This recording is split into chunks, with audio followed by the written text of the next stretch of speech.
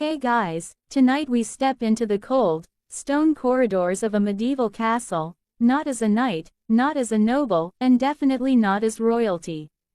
No, tonight, you're the lowest of the low. A servant, a body with hands, disposable, invisible, replaceable, but very, very busy. You arrive at dawn, which basically means you've already been up for 3 hours. The sun hasn't even had its first yawn yet, and you're already running on aching feet. You're wearing someone else's cast-off tunic, 3 sizes too big and smelling vaguely like wet dog mixed with boiled cabbage. You don't get a name here. Not really. Just a job. Sometimes a number. You don't speak unless spoken to, and even then, only if you want to lose your teeth. The castle looms ahead like some monstrous thing from a foggy dream. It's colder than you imagined, even in summer. You wonder if it's always this gray. You cross the wooden bridge, and someone barks at you to keep moving. You try not to slip. You try not to look up. You try not to exist too loudly. But you're here now. Inside, the place smells like sweat and soot and something far less polite. There's shouting echoing through the halls. A dog barks. Someone drops a pan. You flinch. You're not even sure where you're supposed to go, so you follow the smell of bread and wood smoke, hoping the kitchens might be safer. They're not. You almost get hit with a ladle. Your assigned role, unclear, but you're told to stand still, wait for the steward, and don't touch anything.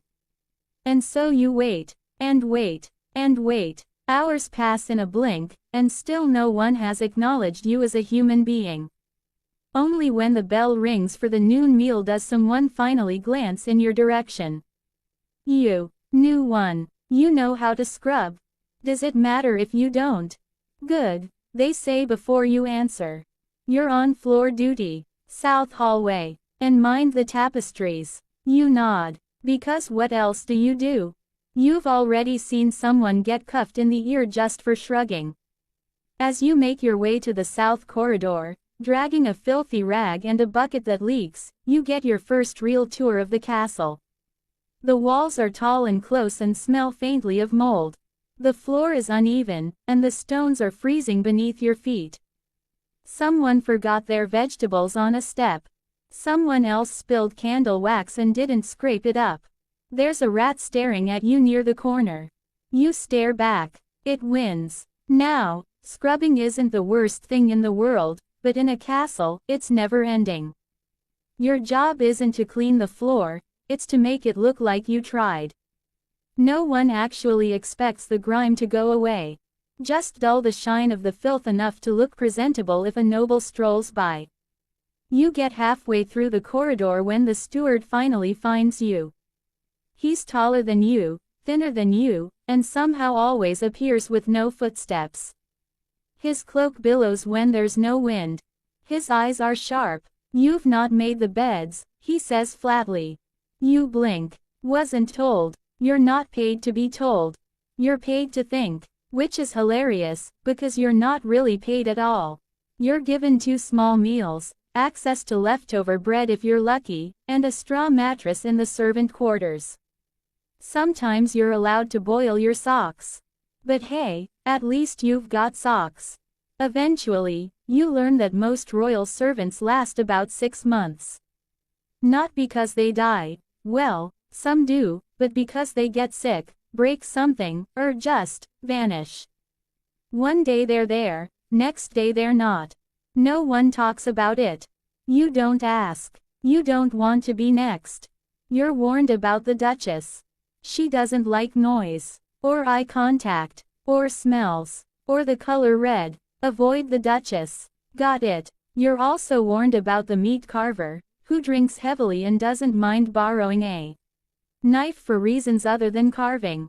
You're not warned about the old man in the West Tower who talks to ghosts, because technically, he's the king's cousin, and you shouldn't even know he exists.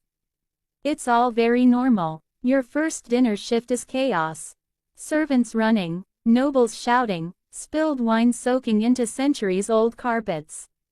You're told to stand very still behind the Duke's chair. If he needs anything, you're to leap into action like a startled cat. He never turns around, but he drops a grape on the floor. You don't know whether to pick it up or pretend you didn't see. You go for the grape. Wrong choice. That grape was a test. He says nothing, just leans his chair back slightly, letting you know he knows you failed. A test you didn't study for, never signed up for, and failed anyway. By the end of the night, your feet are swollen, your back aches, and someone has stolen your dinner roll. You fall asleep on straw, wrapped in a blanket that smells like old soup. You're not sure if this is the beginning of a great life, or a very long punishment. But either way, you'll wake up before the sun tomorrow and do it all again. Because that's what royal servants do. Blank, underscore, blank. Mainstream historical fact. Many castle servants in medieval Europe were teenagers or children from poor families, sent into service as early as age 10. Quirky detail. Gong farmers were real people paid to remove human waste from castle cesspits. Scholarly debate phrase. Scholars still argue whether castle servants had upward mobility or were permanently stuck in their roles unless they escaped. Blank, underscore, blank. The first thing you realize on your second day is this: castles are awful places to live. You grew up hearing stories. Maybe someone back in your village once said something about shining towers, noble lords, feasts that never end, laughter echoing across the ramparts. Whoever told you that had clearly never been inside one. Because castles, they're not magical. They're massive stone refrigerators with the emotional warmth of a haunted well. And now you live here. Everywhere you walk, your breath fogs. Not just in winter, all year round. The walls are thick and damp, and the stone floor acts like a sponge, soaking up every bit of cold and pushing it right into your bones. You're always a little bit wet. Always. Even when you're dry, you still feel wet. It's a mystery. The windows, if you can call the slits in the wall windows, don't let in enough light to cheer up a cockroach. You squint even at midday. The tapestries along the corridors aren't for decoration, they're insulation. Sort of. They flap uselessly whenever a door opens. And they smell like old sheep. You pass by one of the upper halls and see a noblewoman pressing her fingers to her temples while two maids frantically chase a goose that somehow got into the dining room. You're not paid enough to ask questions. Everything echoes. One dropped spoon sounds like a murder. The layout of the castle doesn't help either. It's less luxury mansion, and more accidental labyrinth. Corridors twist for no reason. Stairs lead to locked doors. There are rooms with no windows and windows that open into other rooms. One hallway just ends at a wall with a suspicious-looking brick. You avoid touching it. You once tried to take a shortcut through the west stairs and ended up in the old chapel. A ghost might have sighed. You never went back. And then there's the smell. Oh, the smell. You think, at first, it must be the kitchens. Maybe someone burned a roast.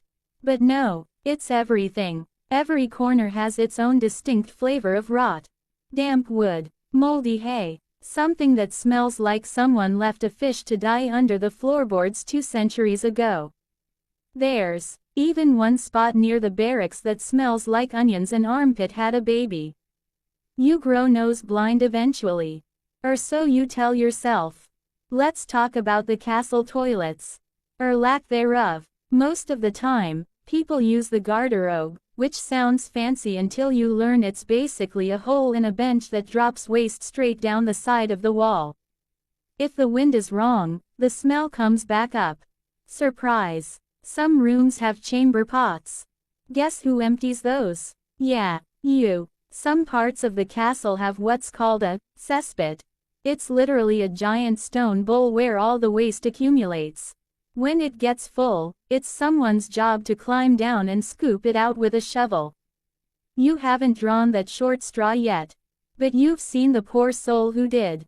He doesn't blink anymore. Also, No one flushes anything because flushing hasn't been invented yet. So the smell stays. Like a warm hug you never asked for. You think that maybe the castle chapel will be peaceful. You slip inside one afternoon during your break, hoping for a moment of quiet. You sit in the back pew. It creaks so loud that a passing knight pokes his head in and stares at you like you just tried to curse the Virgin Mary. You don't go back there either. Sometimes you wonder how the nobles survive. You see them in their fancy robes, dripping in fur and jewels, but even they look vaguely miserable. Their hair is greasy, their teeth are terrible, and their eyes are hollow. There's a heaviness in this place, like no one has been truly happy here for centuries. You meet one of the castle scribes by accident. He's hunched over a desk in a windowless chamber that smells like old ink and despair.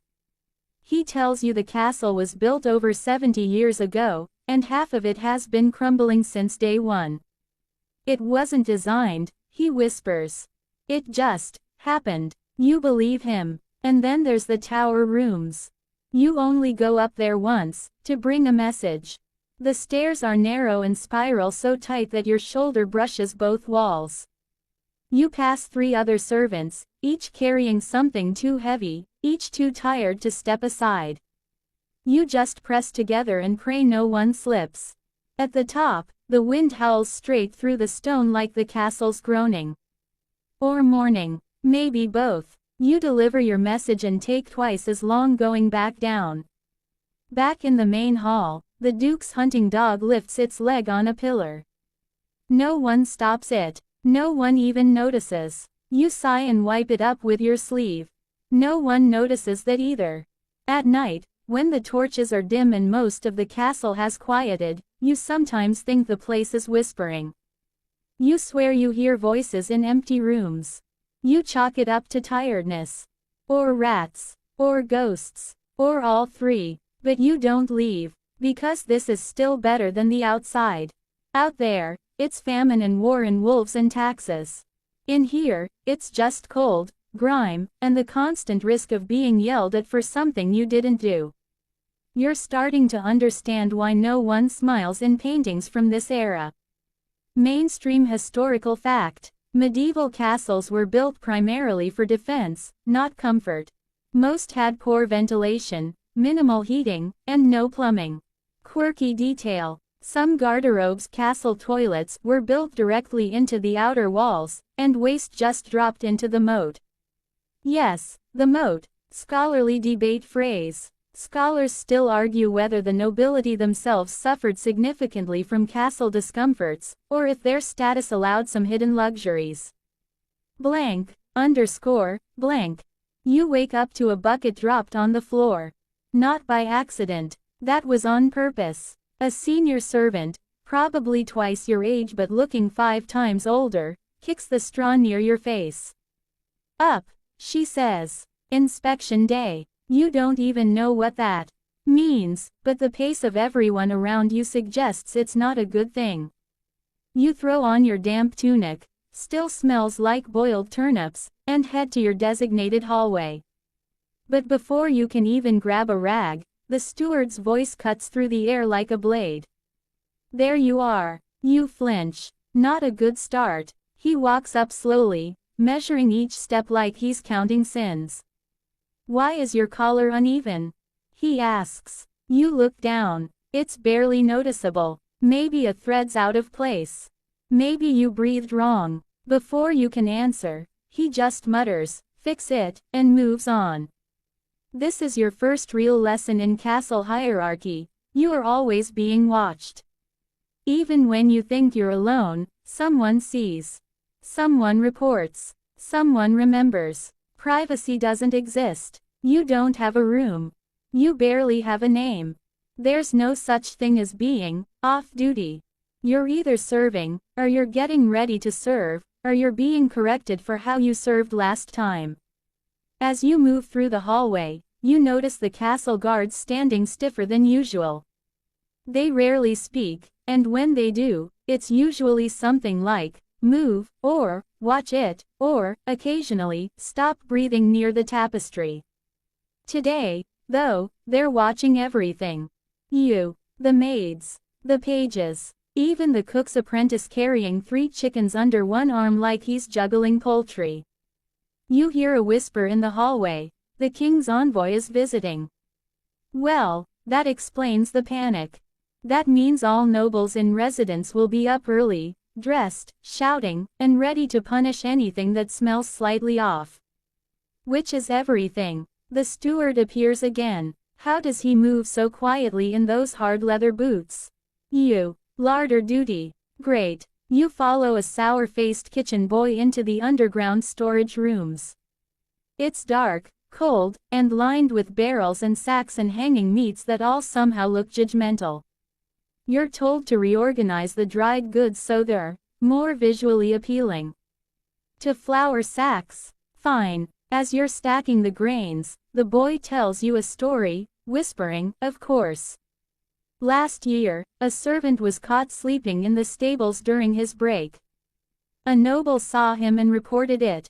He got 10 lashes and was reassigned to mouse detail, which, as the name suggests, is exactly what it sounds like. He lasted 3 weeks. The boy doesn't know where he went after that. Eventually, you're pulled out of the larder and back into the main hall. Time for lineup. Nobles like to see the full display of their obedient workforce before a royal guest arrives. It reminds them they're important. You stand shoulder to shoulder with 30 other servants, eyes lowered, backs straight, breath held. One cough could get you a day without food. Someone behind you sneezes. The steward's hand snaps up.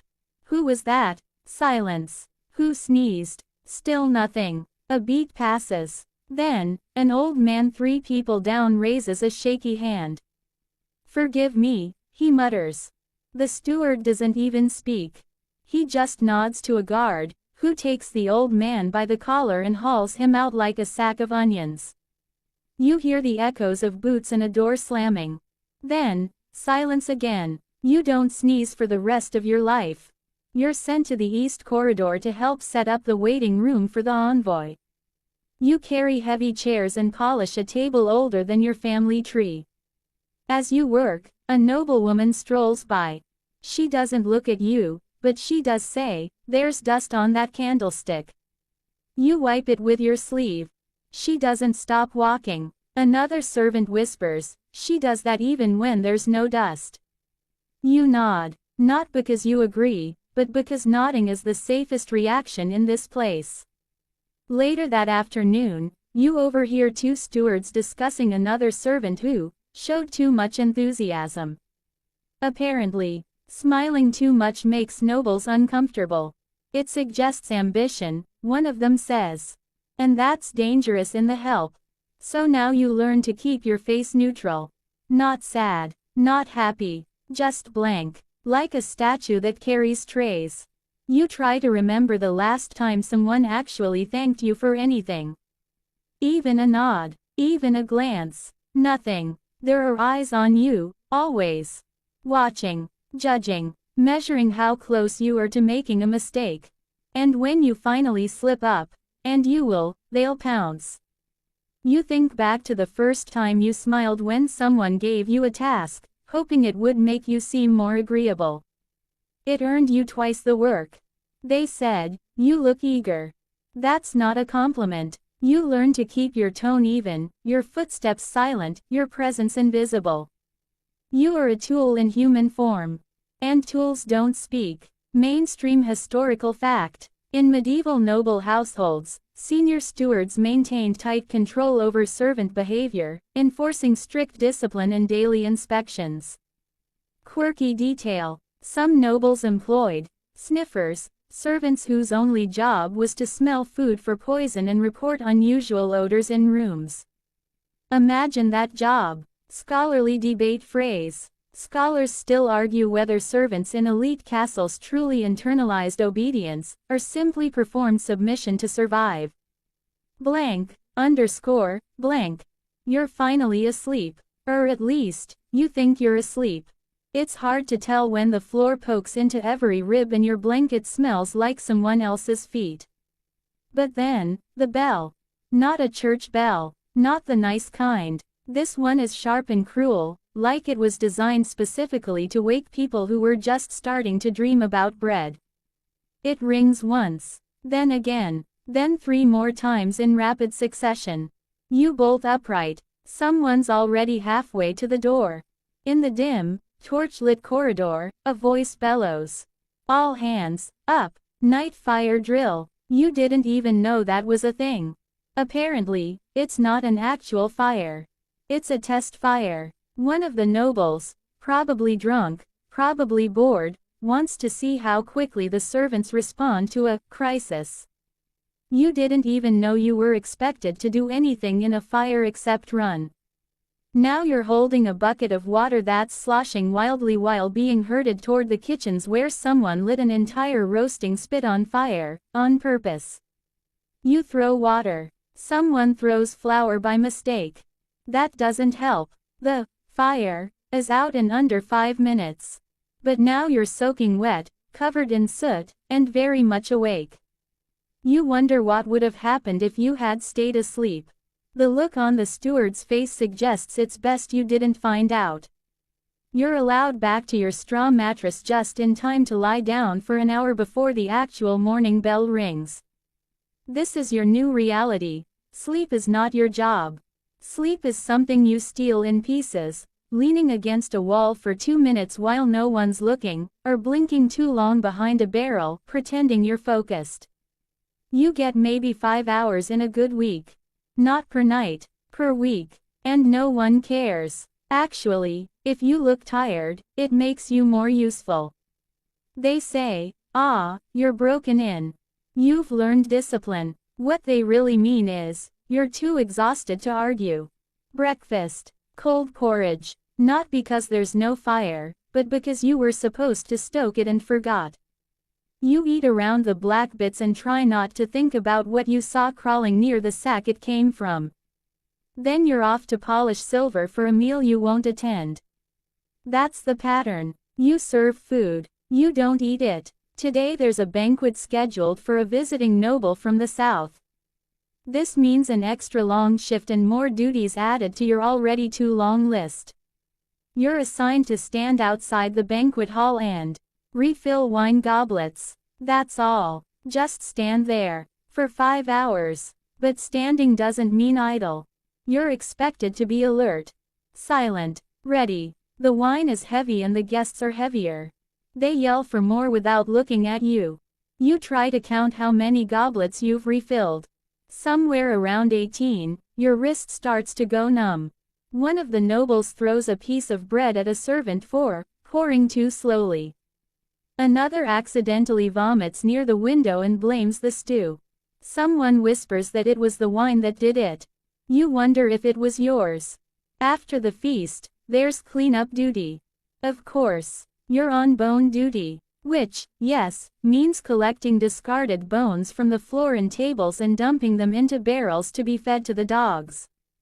Or boiled for soup stock. Or, in one truly disturbing case, used in crafting handles for cutlery. You lose feeling in your hands around midnight. Then comes chamber pot round. Again, because the nobles drank a lot of wine. Which means they, filled their pots. You knock gently on the doors. Wait, knock again. Someone yells at you to go away. Another says, come in, with a voice that drips with menace. You hesitate. Are you deaf? You go in. The Duke is sitting in bed, furs wrapped around him, his pot beside the bed full to the brim. He points. Take it, boy. You're not a boy, but again, who cares? You pick it up, trying not to breathe through your nose. Trying not to breathe at all, actually. He's watching you, not helping, just watching, like he's waiting to see if you drop it. You don't. Not this time. You exit without a word. He doesn't say thank you. Why would he? Outside, the stars are beautiful. You catch a glimpse through a narrow arrow slit in the wall. The kind of stars that poets write about. Too bad you don't have time for poetry. You're elbow deep in other people's waste. But still, for a moment, you pause. You let the cold night air touch your face. You feel almost human, until someone shouts your name. Back to work. Mainstream historical fact. Medieval castle servants often worked around the clock, especially during events or when important guests visited, with little to no scheduled rest. Quirky detail. Royal banquets could last up to 6 hours and include over 50 dishes, none of which were ever eaten by the staff preparing and serving them. Scholarly debate phrase. Scholars still argue whether medieval labor expectations for servants constituted exploitation or simply reflected societal norms of rigid hierarchy. Blank, underscore, blank. You start to realize that no matter how hard you work, your efforts are invisible. Literally. Nobles don't see you, not really. You're a shadow, a whisper, a pair of hands and feet moving without thought. Take clothing, for example. You're given a uniform, but it's not designed to keep you warm or comfortable. It's designed to be forgettable. Your tunic is made from rough wool that scratches your skin every time you move.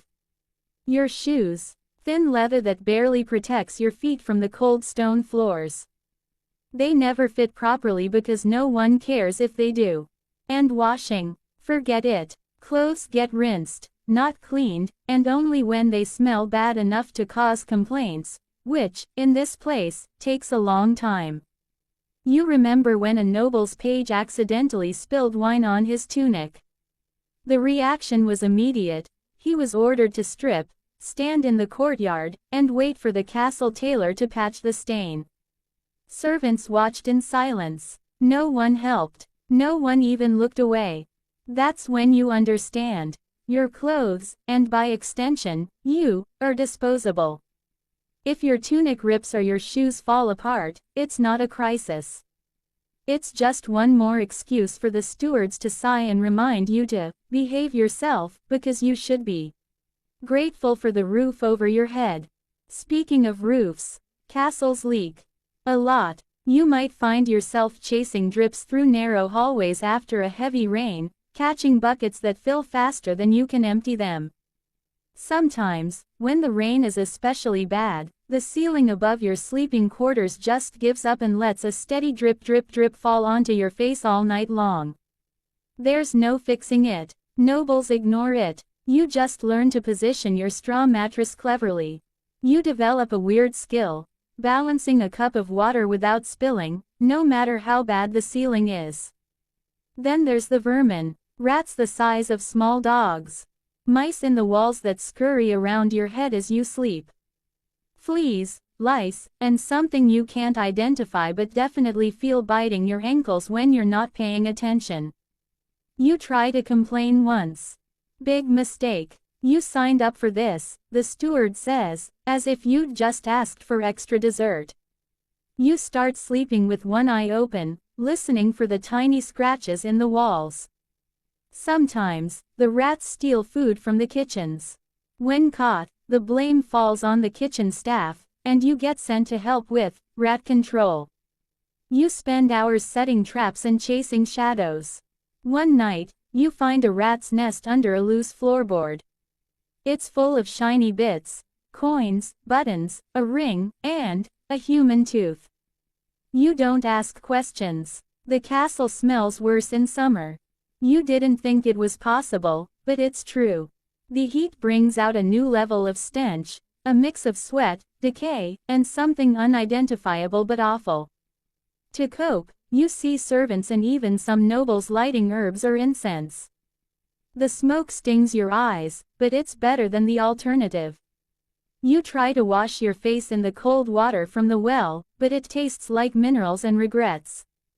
Sometimes, when no one's looking, you splash your face with it anyway. It's the little moments like these that keep you human. Small acts of rebellion against the grinding misery. You think about your family back in the village. Wonder if they imagine you living in some grand palace.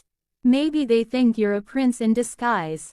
You don't correct them, because right now, this place feels like a prison. And you're the prisoner. Mainstream historical fact. Medieval servants' clothing was typically coarse and utilitarian, often handed down or patched repeatedly, reflecting their low status. Quirky detail. Rats in medieval castles sometimes carried tiny treasures stolen from unsuspecting nobles, including rings and coins, building rat hoards in the walls. Scholarly debate phrase. Scholars still debate how much the presence of vermin influenced castle hygiene standards and the daily lives of medieval servants. Blank. Blank. The castle kitchen is a universe of its own, a chaotic, smoky, greasy realm where you spend half your waking hours and all your worst nightmares come true. You might think that feeding a castle full of nobles means endless feasts and delicacies. Nope. The reality is cold, exhausting, and dangerously close to deadly. For starters, the kitchen is hot. Really hot. You're sweating under layers of thick cloth and leather, with fires blazing under massive cauldrons that steam up the entire room. The smoke curls into your eyes, stings your throat, and leaves a layer of grime on your skin that no amount of scrubbing can wash off. And the floors, sticky with spilled fat, littered with discarded bones and scraps that attract the swarms of flies you try desperately to ignore. You learn quickly which corners harbor the most rats, and which ones are too dangerous to enter after dark. Your job: chop, scrub, carry, and never complain. The cook is a tyrant, barking orders louder than the roaring fires. Miss a step, and you risk a sharp slap or a gruff insult. You remember when a young kitchen boy accidentally dropped a pot of boiling stew. The cook yelled so loudly you thought the whole castle might collapse. The boy was sent to pest control duty for a month. You shudder to think what that means. Meals are repetitive: porridge for breakfast, bread and cheese for lunch, and a stew of questionable origin for dinner. The nobles, of course, don't eat what you prepare. Their meals are handled separately, with dishes imported from distant lands, exotic spices, roasted meats, and desserts you've never even heard of. Sometimes, you get to see those meals. Sometimes, a noble drops a piece of meat or a crust of bread. You fight off the rats to snatch those scraps. They're a feast in comparison. A quirky detail: the castle cooks often had to prepare pottage, a kind of medieval stew made by boiling whatever was available, vegetables, grains, and sometimes meat scraps, sometimes boiled so long it could pass for glue. You discover that pottage is a test of patience and stomach resilience. Scholars still argue whether medieval kitchens were more like modern restaurants or chaotic, dangerous workplaces where accidents and diseases were common. On a good day, you manage to steal a piece of stale bread and nibble it quietly in the corner. That's your moment of peace. But mostly, the kitchen is a battlefield, one where you are the lowest ranked soldier. Blank. Your hands are raw and cracked from constant scrubbing, but no one notices. In fact, they expect it. Calloused hands mean you're doing your job. You wake before dawn, the first light still a faint glow beyond the narrow windows. You pull on your rough tunic, preparing for the day ahead, another endless loop of chores, corrections, and quiet misery. Today, you're assigned to the royal stables. It sounds glamorous, but it's anything but. The stables reek of manure, sweat, and unwashed horsehair. The air is thick, making it hard to breathe. The stable hands expect you to be tough and quick, even if you've never handled a horse before. You're handed a pitchfork and told to clean the stalls. Manure piles up faster than you can shovel it away. One horse neighs loudly as you approach, nostrils flaring. It's bigger than any animal you've seen and smells like the forest after a rainstorm. You try to keep calm, but your hands shake. You drop the pitchfork once, and the stable hand snaps, "Careful." That could have hurt you. You work silently, watching the other servants handle horses with ease, brushing coats, feeding oats, and cleaning hooves. One of them notices your awkwardness and gives a small smile. You'll learn. You hope so. The odd detail about stables. The horses were considered as valuable as nobles in some castles, and their care was a serious responsibility. Neglect could lead to severe punishment. But for you, the horses feel like distant beasts, symbols of a world you'll never belong to. While cleaning, you overhear gossip about a servant who dared to ride a noble's horse without permission. He was caught and sent to the dungeons for a week. That kind of rule keeps everyone in line. Scholars still argue whether stables were places of training and prestige or simply another layer of drudgery for lowly servants.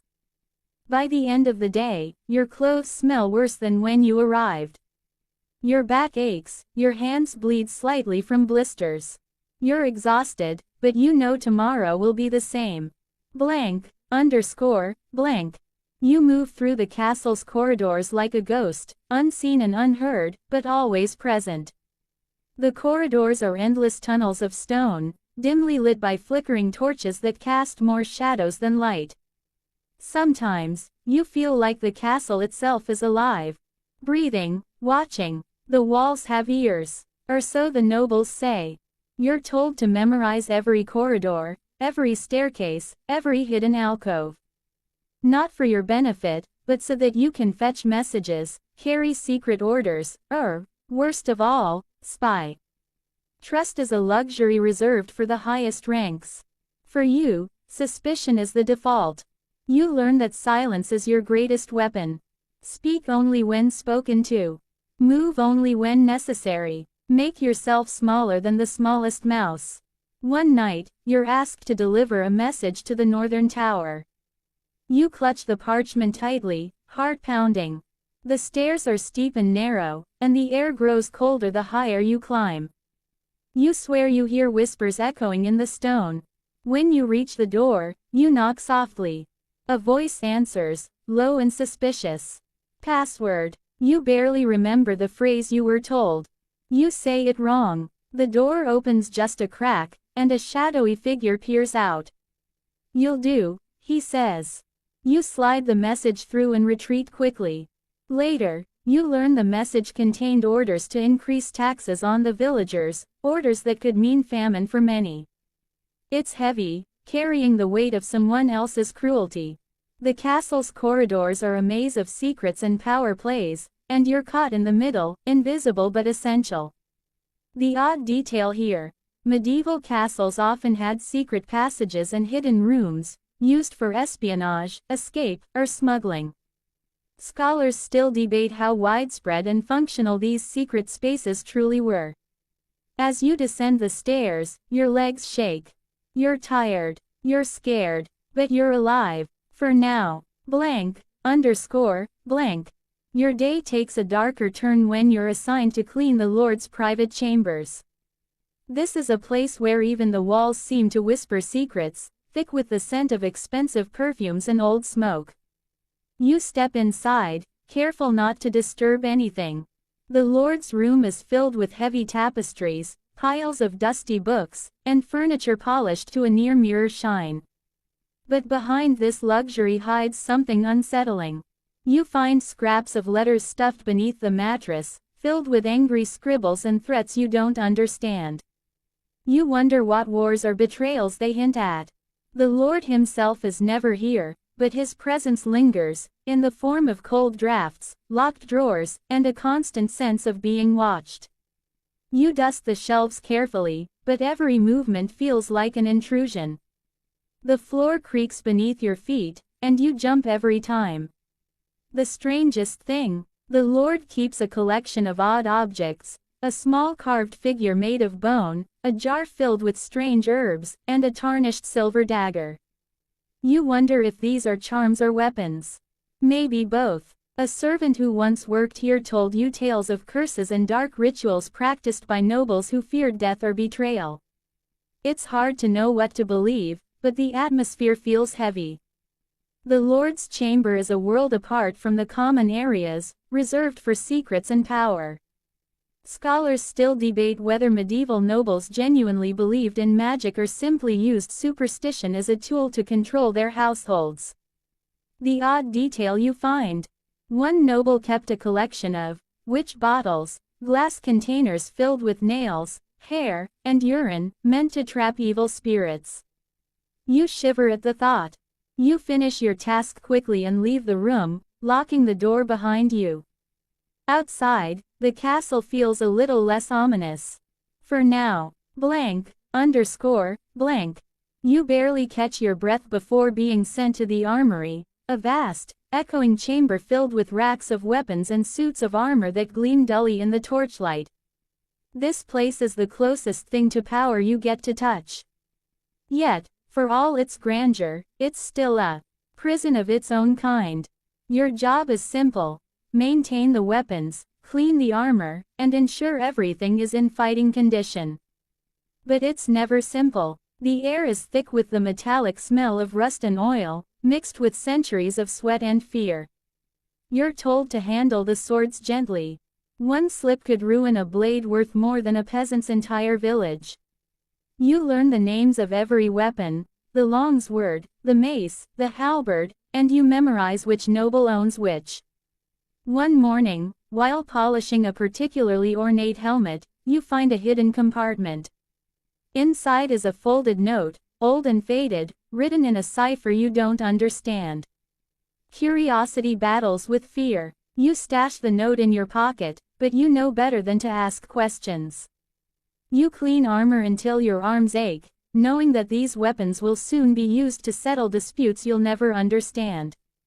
The odd detail: some armorers embedded small lucky charms or religious symbols inside helmets and breastplates, hoping to protect their owners in battle. Scholars still argue whether these charms were effective or merely superstition cloaked in steel. By evening, your hands smell of oil and metal, and your eyes sting from dust. The armory is a place of violence waiting to happen. And you're standing in the middle of it. Blank, underscore, blank. You're called next to assist in the castle's infirmary, a dim, cramped room with cracked plaster walls and the faint smell of herbs and decay. It's not a hospital like you imagine. There are no white coats or clean beds. Just tired faces, whispered prayers, and a handful of tools that look like medieval torture devices. You help prepare poultices made from crushed plants, some meant to heal, others to poison. The healer, a gruff woman with sharp eyes, orders you around like a drill sergeant. You hold jars of strange concoctions, some bubbling, others thick and black. You watch as she stitches a man's wound with rough thread, ignoring his screams. You hold his hand when the healer isn't looking. The odd detail: bloodletting was a common practice, believed to balance the body's humors. Servants like you were often tasked with assisting these unpleasant procedures. Scholars still debate the effectiveness of medieval medicine, but the pain, that's very real. You hear rumors of a noble who died after an experimental treatment went horribly wrong. You wonder how many people suffer in silence because of outdated knowledge and superstition. You try not to think about what would happen if you needed help yourself. In this place, health is a luxury you can't afford. Blank, underscore, blank. You step outside for a breath of fresh air, but even the castle courtyard isn't what you imagined. Instead of peaceful gardens, it's a muddy mess of horse hooves, spilled ale, and broken promises. The sunlight feels strange, too bright, too sharp. It makes you squint and realize just how long it's been since you saw anything other than stone walls and flickering torches. You watch the nobles strolling by, wrapped in fine cloaks, chatting and laughing. They don't notice the mud caked on your boots or the grime smudged on your face. A kid from the village sneaks in occasionally, begging for scraps. You slip him some bread when no one's looking. It's the only kindness you can afford. The courtyard has a well at its center, surrounded by cracked stones and rusty buckets. The water looks dirty, but you drink anyway, it's better than thirst. The odd detail: some castles kept gardens not for food, but for medicinal herbs or simply to show off wealth. Rarely, a servant might be allowed to tend these plants. Scholars still debate how accessible these gardens really were to lowly servants. You linger near the well, letting the sun warm your tired bones. For a moment, you almost forget where you are. Almost. Blank, underscore, blank. You're dragged back inside as the evening chill settles over the castle. The halls grow quieter, but the work doesn't stop. Now it's time for the endless, exhausting task of candle tending. Candles are the lifeblood of this dark fortress, but they burn fast and cost a fortune. Your job is to light them, snuff them out, and keep the flames steady. It sounds simple, but it's a precise science. Too much wick, and the candle smokes. Too little, and it sputters out in an embarrassing flash of darkness.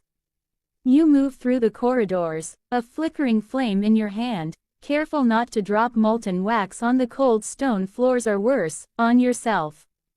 You're often sent to light candles in rooms where nobles are meeting, secret councils, late-night feasts, or whispered arguments. You overhear bits and pieces, plans of war, betrayals, and deals that could ruin entire villages. You're invisible, but you carry their secrets. Oddly enough, the wax for candles was sometimes mixed with animal fat, making them smell unpleasant but burn longer. Scholars still argue whether the quality of candle wax had any real effect on the castle's nightly rituals or was just a sign of wealth. You realize that being the person who lights the candles means you're both the bringer of light and the keeper of shadows. A strange kind of power for someone so low on the totem pole. Blank, underscore, blank. Night deepens, but your work continues. Now, it's time to empty the chamber pots, the most dreaded job of all. You carry the heavy pots through narrow passages, careful not to spill the foul contents. The smell is unbearable, a mix of sweat, sickness, and despair that clings to your clothes and skin. You hear nobles laughing behind closed doors, oblivious to the stench you bear like a badge of dishonor. You pass by the grand dining hall where leftovers from their feasts are being cleared. A stray crumb or half-eaten piece of meat is a treasure to you. You wonder how they can eat so heartlessly, unaware or uncaring of the mess you clean up. The odd detail: chamber pots were sometimes emptied into the castle moat or nearby rivers, contributing to pollution and disease outbreaks. Scholars still debate how medieval sanitation practices influenced public health, or lack thereof. You dream of clean water and fresh air, but those dreams feel distant, like a tale from another life. Your hands tremble from the weight and the revulsion, but you keep going. Because no one else will. Blank, underscore, blank. The castle grows silent as the nobles retreat to their chambers, but your work isn't done. You're sent to the guardroom to help prepare for the night watch. The guards are a tough, gruff bunch, hardened by years of standing in the cold, listening for danger that rarely comes but always threatens. You help sharpen their weapons and oil their armor, knowing that if trouble ever arrives, they'll be the first to face it. But for you, the night watch means another kind of danger, being caught sneaking away for a moment's rest or punished for a dropped tool. You learn to move quietly, like the rats that infest the castle. You overhear stories of battles, betrayals, and executions, whispered low over mugs of ale. You wonder what it would be like to be one of them, feared, respected, free. But you're not. You're a servant, invisible and expendable. Odd detail: some guards carried small charms or tokens, believed to protect them from harm during their long watches. Scholars still argue whether these superstitions had any effect on morale or were simply part of medieval bravado. You finally find a moment to sit against the cold stone wall. Exhaustion weighing heavy on your bones. Outside, the wind moans softly through the battlements. You close your eyes and let the castle's eerie night lull you toward restless sleep.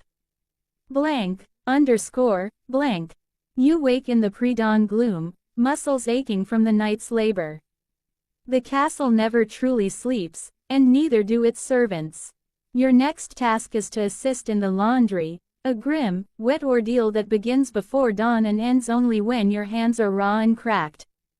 Buckets of icy water freeze your fingers as you scrub dirt and sweat from coarse linen sheets, stained with sweat, blood, and who knows what else. The smell of damp cloth mixed with harsh soap assaults your senses. You hear nobles complaining about stains, or wrinkles, that only you see as proof of their neglect. You are expected to wash, rinse, dry, and fold with impeccable precision, even when the sun is just a faint promise in the sky. Odd detail. Medieval laundry involved beating clothes on rocks or wooden boards, hard enough to tear delicate fabrics, but servants had no choice. Scholars still debate how often linens were changed in noble households, but the consensus is clear: hygiene was a luxury.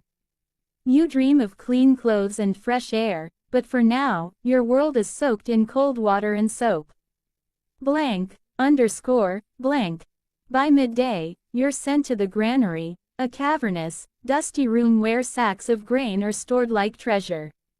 It's quiet here, except for the occasional scurry of mice, and the musty scent of stored grain fills the air. Your job is to keep the granary clean and make sure the grain doesn't rot or get infested.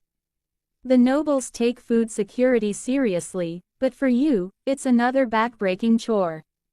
The sacks are heavy, and you haul them from one corner to another until your shoulders ache. You've heard stories of servants caught stealing grain to feed their starving families.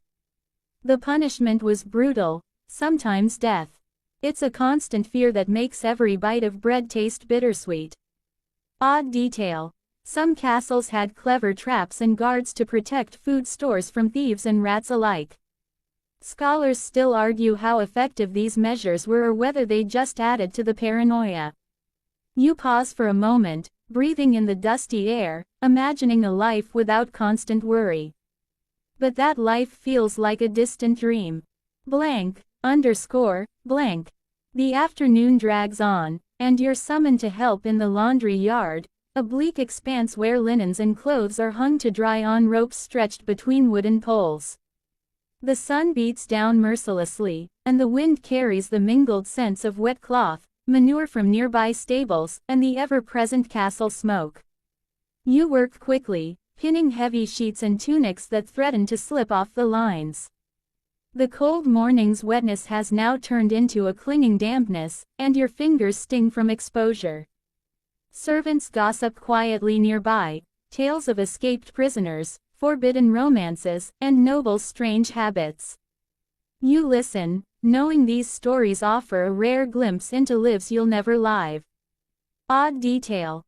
Some servants were said to bless the laundry by whispering prayers or superstitions to ward off bad luck and stains.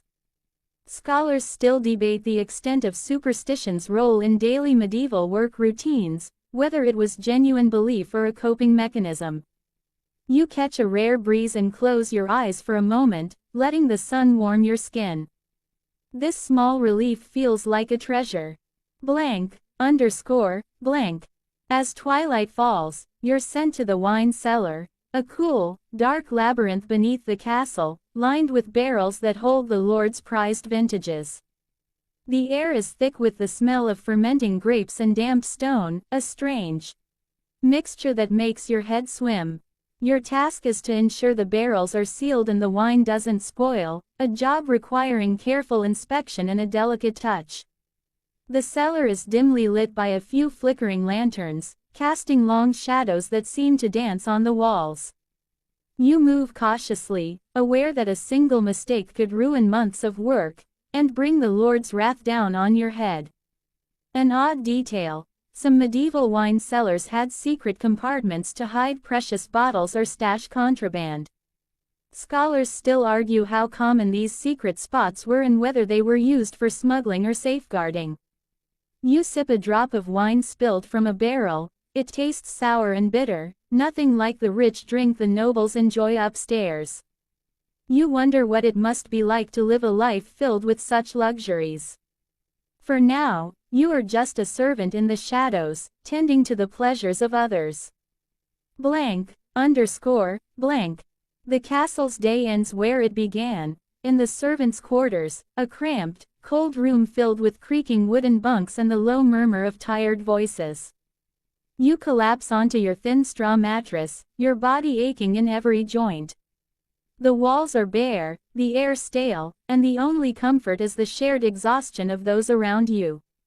Sleep doesn't come easy. Your mind replays the day's tasks, the grime, the insults, the endless work.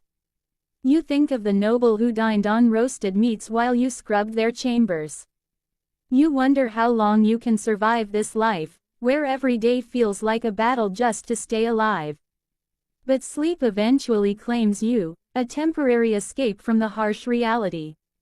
Odd detail. Servants often slept in shifts, taking turns to watch for fires or intruders, meaning rest was fragmented and never complete. Scholars still debate how much medieval servants' lives were shaped by such exhaustion and stress. You close your eyes, hoping that tomorrow might bring something better. But deep down, you know the castle's grip is unyielding, and that you probably won't survive its demands for long.